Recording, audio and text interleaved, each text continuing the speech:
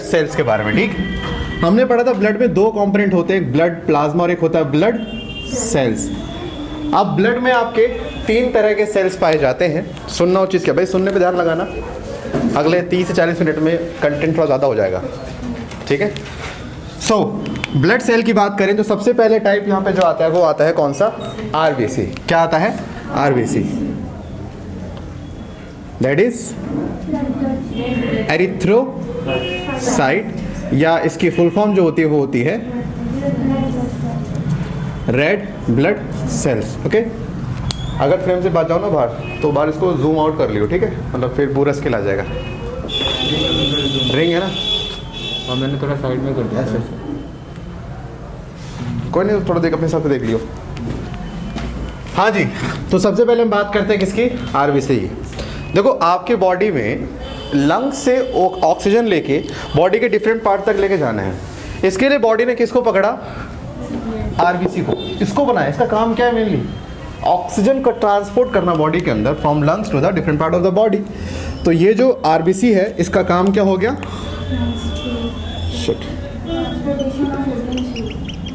Transport of gases बोल दूं, क्योंकि क्या है ना सर, अकेले O2 ही नहीं, CO2 का भी ये ट्रांसपोर्ट करता है। ठीक है, मानता हूं मेनली O2, लेकिन भाई करता दोनों का है। तो मैं क्या लिखूंगा, गैसेस का ट्रांसपोर्ट, मेनली किसका, ऑक्सीजन का। ठीक, दूसरी चीज, इस आरबीसी की जो शेप होती है वो बाई कनकेव होती है। बाई कनकेव का मतलब एल्पेनलीवे देखते हो, एल्पेनलीवे में जिस तरह के एल्पेनलीवे का आकार होता है उसी तरह से इसका भी शेप होता है। हाँ है ना,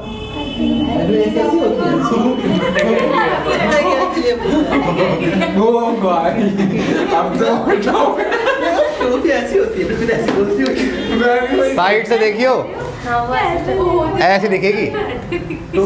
हाँ एल्पेनलीवे, खाने से मतलब रखते हैं। टॉपी, अबे मैं टॉप से नहीं कह रहा हूँ, साइड से देखियो, साइड से देखने पे डिप्रेशन आएगा। याद है ना, बाई कनकेव, 2 कनकेव साइड होती है उसमें, एक ऊपर से और एक नीचे से। तुमने एक्लेयर्स खा के झंडे के निकाल लिए तो क्या पता लगेगा एल्पेनलीवे से महंगी है एक्लेयर्स, बोल मत। तो कह रहा हूँ भाई, पैसे वाले लोग खा सकते हैं, महंगे है ना। सुनो भाई, सुनो, इसके पास न्यूक्लियस जो है वो एब्सेंट होता है। देखो शुरुआत में इसके पास न्यूक्लियस होता है आरबीसी के पास, जब आरबीसी शुरू में बनती है ना तो उसके पास होता है न्यूक्लियस, लेकिन बाद में गायब हो जाता है। गायब होने का लॉजिक सुनना, आपको पता है आपका खून लाल है जस्ट बिकॉज ऑफ इनके हमारे पास क्या प्रेजेंट होता है, हीमोग्लोबिन। और ये हीमोग्लोबिन कहाँ पाया जाता है, हमारे आरबीसी में। हमारे आरबीसी में ये हीमोग्लोबिन होता है। आपको पता है सेल का सबसे बड़ा ऑर्गेनल कौन है, न्यूक्लियस। न्यूक्लियस बहुत बड़ा है इसलिए वो सेल का मेन स्पेस घेर लेता है। अब आरबीसी को बनाया इसलिए क्या कि भाई देख, तेरे को बनाया इसलिए ताकि तो बॉडी में गैस का ट्रांसपोर्ट करे, और वो होता है हीमोग्लोबिन के द्वारा। तो आरबीसी हीमोग्लोबिन के नंबर को बढ़ाने के लिए स्पेस खाली करता है, जितना स्पेस बनेगा उतना वो हीमोग्लोबिन अंदर ले आएगा। इसीलिए वो इसी तर्ज पे न्यूक्लियस को भी गायब कर देता है कि बेटा तू भी जा, और जो तेरी जगह है ना उतने बहुत जगह घेर रखी है, अगर तू निकलेगा तो जगह बहुत हमें मिलेगी, हम हीमोग्लोबिन और ज़्यादा ले आएंगे, और हमें जिसके लिए बनाया गया हम वो काम और बेहतर तरीके से कर पाएंगे। तो हीमोग्लोबिन को न्यूक्लियस को सिर्फ इसलिए हट जाना पड़ता है ताकि हीमोग्लोबिन ज़्यादा से ज़्यादा आरबीसी में आ सके, राइट। तो ये काम होता है इसका। कंट्रोल कौन भाई, उससे पहले ना इनके पास ऑलरेडी सारे एंजाइम प्रोटीन बन जाते हैं जिनको चाहिए होते लाइफ टाइम के लिए। अगर न्यूक्लियस गया तो न्यूक्लियस के जाने से पहले वो सारे काम, वो सारी चीज़ें बन जाती हैं, जैसे काइंड ऑफ लाइफ इंश्योरेंस करा दिया। अब अंदर निपट भी कोई दिक्कत नहीं, उसका पीछे से काम चलता रहेगा, जो पैसा उसको लाइफ इंश्योरेंस से मिला है कि नहीं। एक्जैक्टली सेम यहाँ पर भी लाइफ इंश्योरेंस हो जाता है। 120 दिन की जिंदगानी होती है, 4 से ज़्यादा महीने जीते नहीं है। मैं नहीं कह रहा 120 दिन जिएंगे, लेकिन 120 दिन से ऊपर भी ये नहीं जीते हैं। 120 दिन का मैक्सिमम लाइफ स्पैन है 120 डेज। और इनकी मौत जिस एरिया में जाके होती है पता किसी को, स्प्लीन। स्प्लीन इनका कब्रिस्तान है। किसी भी आरबीसी को मरना होगा कहाँ पहुंच जाता है, स्प्लीन। स्प्लीन का काम पता है क्या, ये चाय छन्नी की तरह होता है, चाय अलग चाय पत्ती अलग। ऐसी आरबीसी में 2 तरह के कंपोनेंट होते हैं, एक जिसे हम रीयूज कर सकें, एक जिसे रीयूज ना कर सकें। स्प्लीन में जाता है आरबीसी, तो आरबीसी को तोड़ता है स्प्लीन और 2 पार्ट निकालता है। एक जो यूज हो सकता है वो दे देगा लिवर को, और जो नहीं हो सकता वो डाल देगा ब्लड में, ब्लड से किडनी में, और किडनी से यूरिन के थ्रू बाहर। तो स्प्लीन को हम क्या बोलते हैं, ग्रेवयार्ड ऑफ आरबीसी। ग्रेवयार्ड को हम हिंदी में बोलते हैं कब्रिस्तान। तो आरबीसी का कब्रिस्तान कौन है? स्प्लीन हो गया। तो इससे बोलते हैं ग्रेवयार्ड ऑफ आरबीसी। ठीक। अच्छा और सुनो, नॉर्मली जो इसके नंबर होते हैं वो कितने होते हैं? 5 से लेके 5.5 मिलियन होते हैं पर mm³ में।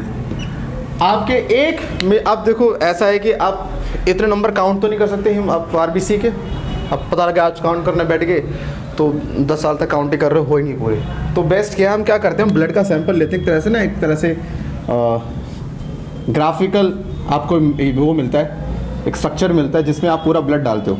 आपने ब्लड एक ड्रॉप डाल दिया, उसके बाद आप क्या करते हो, आप एक छोटे से एरिया का काउंट करते हो, नंबर ऑफ आरबीसी। मान लो ये पूरा क्या है, 1 mm³ का एरिया, पूरा क्या हो गया 1 mm³ का एरिया। इसमें मान लो टोटल कितने बॉक्स हैं, 1000, मान लो 10,000 या 1 लाख बॉक्सेस हैं। आप एक बॉक्स का काउंट कर रहे हो कि एक बॉक्स में कितने मिल रहे हैं।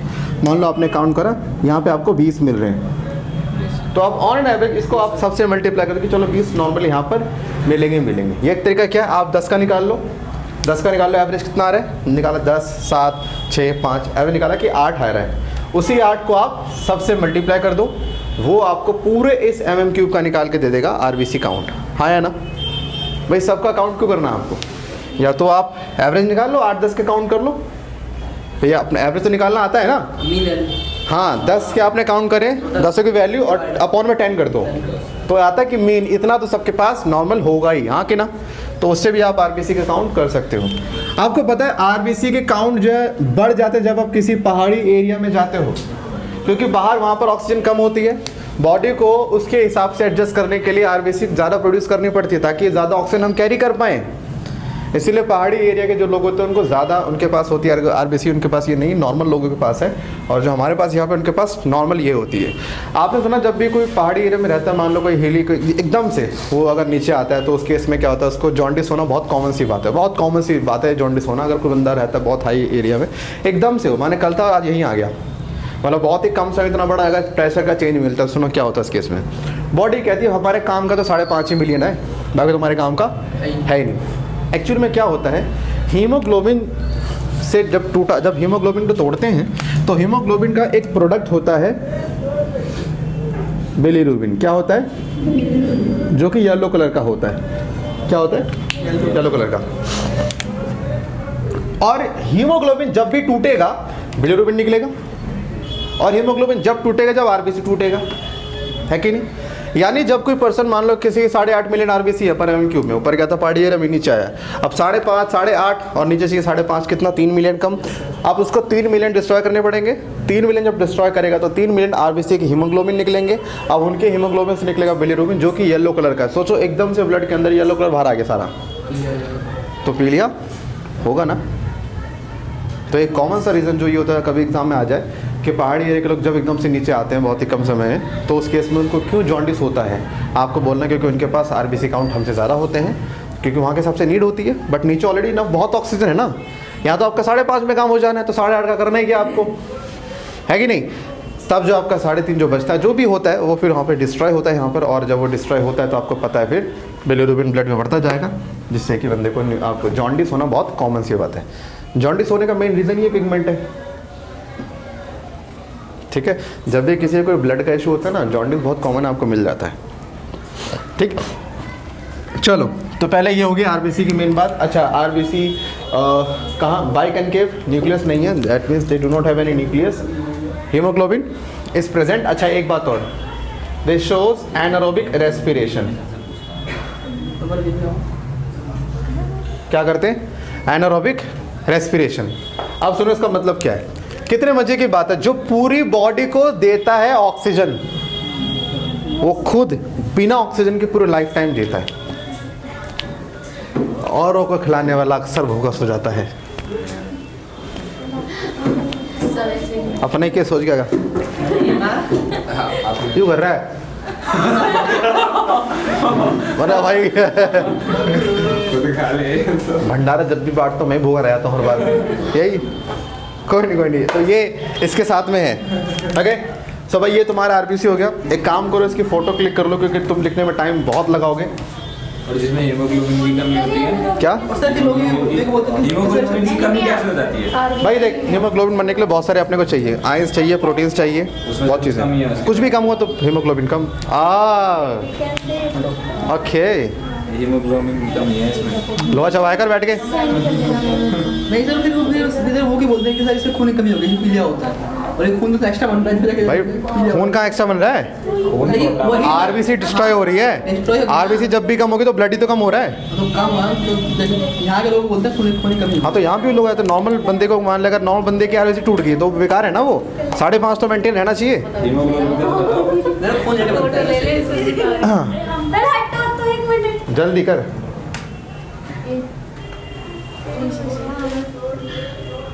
नींद पूरी हो गई भाई तेरी? कम से कम फोन को साइलेंट चटा दिया कर, कॉल भी सुन लिया कर हमारी कि यहाँ से कॉल आ रही है। नहीं है भाई। नंबर याद दूसरे हो गया भाई। आरबीसी के बाद जो नेक्स्ट चीज तुम्हारी आती है वो आती है डब्ल्यूबीसी, वाइट ब्लड सेल या ल्यूकोसाइट। ल्यूको मीन्स वाइट और यू कैन से कलरलेस। इनको कोई कलर तो होता नहीं, रेड ब्लू ग्रीन ऐसा तो होता ही नहीं है। हाँ ये एल है, मतलब लाइक हम वैसे नॉर्मली क्या बोलते हैं एक नॉर्मल इंसान के लिए, उसके लिए कलर पता है क्या होता है? रेड ग्रीन पिंक, ये उसके लिए वाइट का कलर हम जानते हैं बायोलॉजिकली वो कलर ही होता है, but according to the normal people वो कलर नहीं होता। उसके हिसाब से वाइट और ब्लैक का भी कलर होती नहीं, हालांकि ब्लैक तो है भी नहीं, बट वाइट को भी काउंट नहीं करते हैं। तो हमने एक जनरल पर्पज से बोला कि हाँ दे आर कलरलेस, तो हमने बोल दिया ल्यूकोसाइट और उसको हमने एक नाम क्या दिया, वाइट ब्लड सेल्स।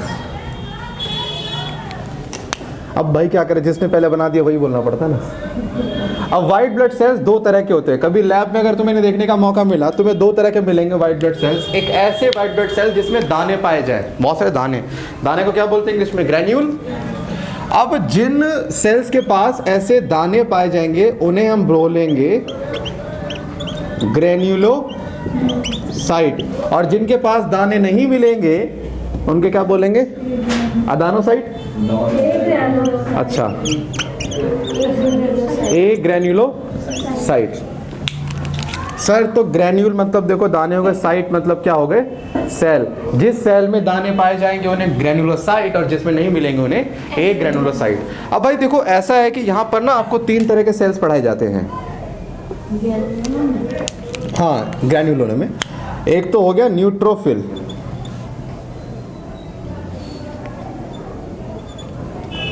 एक हो गया बेसोफिल, एक हो गया इसिनोफिल।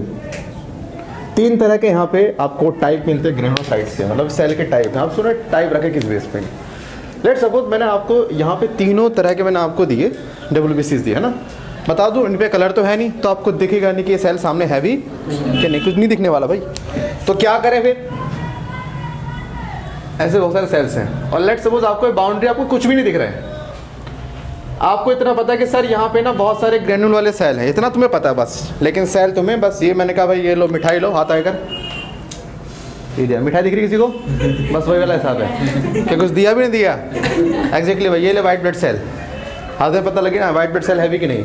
अब तुमने करना क्या, आपको पता है बायो में जनरली हम किसी भी चीज़ को डाई दे के यूज़ कर, डाई दे के देखते हैं। डाई मीन्स कलर क्या, अगर हमने किसी के पीछे कलर लगा ली तो वो दिख जाएगा हमें, हाँ के ना। इस जस्ट लाइक कि मान लो तुम में से कोई है भाई रात के अंधेरे भाग रहा है, मुझे पता करना भाई कौन सा भाग रहा है अपनी क्लास में, कौन सा बच्चा है। मैंने हर एक के पीछे मान लो मैंने नियॉन की टेप लगा दी और नियॉन के टेप कलर भी अलग है, रेड ग्रीन ब्लू ना। और मान लो अंधेरे में जो डिग्गी टेप भाई ग्रीन वाली माने फलाना है, रेड वाली माने ये, तो ट्रेस करने के लिए मैंने एक चीज़ लगा दी ना उसकी बॉडी पे। एग्जैक्टली ये पता करने के लिए कौन सा डब्ल्यूबीसी है मैं कैसे पता करूंगा, मैं डाई का इस्तेमाल करूंगा। अब यहाँ पे आपको पता 3 तरह की डाई आती है बायो में, neutral dye, acidic dye and basic dye. 3 तरह की डाई होती है। मैंने क्या करा, मैंने यार न्यूट्रल डाई डाली। 10 डब्ल्यूबीसी में से मुझे 2 डब्ल्यूबीसी दिख रही हैं, तो जो वो 2 डब्ल्यूबीसी हैं वो दिख रहे हैं सिर्फ न्यूट्रल डाई के डालने से, बाकी 8 नहीं दिख रही। माने बाकी 8 को न्यूट्रल डाई से ठेंगा फर्क नहीं पड़ता। तो जो न्यूट्रल डाई से विजिबल हो जाए वो न्यूट्रोफिल, और जो बेसिक डाई से दिख जाए वो बेसोफिल, और जो एसिडिक डाई, एक डाई का नाम है इयोसिन। क्या नाम है? ये एसिड डाई है, इसको एसिडोफिल्स भी हम कह सकते हैं। अगर आपको इस डाई से दिख जाए वो कोई आपको सेल, तो क्या बोलेंगे? इसिनोफिल। हाँ कि ना? तो यहाँ पे 3 तरह के होगा, न्यूट्रोफिल, बेसोफिल और इसिनोफिल। जिस डाई से आपको दिखेगा आप उसके बेस पे उसका नाम रख दोगे। हाँ है ना भाई? मैं न्यूट्रोफिल की बात करूँ तो यहाँ पे हर सेल की अपनी प्रॉपर्टी भी होती है। जो न्यूट्रोफिल्स हैं इनके अंदर बहुत कमाल की प्रॉपर्टी क्या है? They have phagocytic activity. Phagocytic मैंने कहा था, जब एक सेल दूसरे सेल को खाने की क्षमता रखे, this property will be known as phagocytosis. जब ये सेल किसी को खाने की ताकत रखे, दैट इज फैगोसाइटोसिस। हर सेल में ताकत नहीं है कि किसी को खा सके। हमारी बॉडी में से 2 सेल को इस पावर से नवाजा गया है, एक तो न्यूट्रोफिल, दूसरा बताऊंगा बाद में, पहले नहीं बता रहा मैं। बेसोफिल ये रिलीज करता है हेपेरिन। सर जे का है तो वो जे का, हाँ हाँ जे का हैगो। भाई अगर तुम्हारे शरीर में खून है और नहीं जम रहा है, इसका मतलब वी आर हॉट है कि नहीं? भाई खून अगर शरीर में नहीं जम रहा है, और चोट क्योंकि लगने पे स्टेटस पे आने का चांस है। मुस्कान, एक सवाल पूछता हूँ, ठीक है? कट लगने के बाद ये खून बाहर आके क्यों जमता है? क्योंकि शर्मा जाता है? नहीं नहीं, मैं नहीं ऐसा। खून बॉडी के बाहर आने के बाद ये क्यों जमता है? बॉडी के अंदर क्यों नहीं जमता? बॉडी के अंदर वो जो एंजाइम्स होते हैं जो क्लॉट करते हैं वो इनएक्टिव होते हैं, बाहर आते हुए एक्टिव होते हैं। तालियां तो बनती है इसके लिए, क्योंकि आंसर पूरा गलत दिया इसने। सवाल ये है क्यों? अच्छा क्यों जमता है? हाँ सर ताकि वो ब्लड लॉस ज़्यादा ना हो जाए और स्टेटस पे ना आए। वो तो बाद में ही जाएंगे। हाँ भाई, स्टेटस पे ला के दो भाई। आँख खुल गई। ओ मैं कह जी गुड मॉर्निंग। वो चाय वाय दारू बीड़ी तम्बाकू कुछ।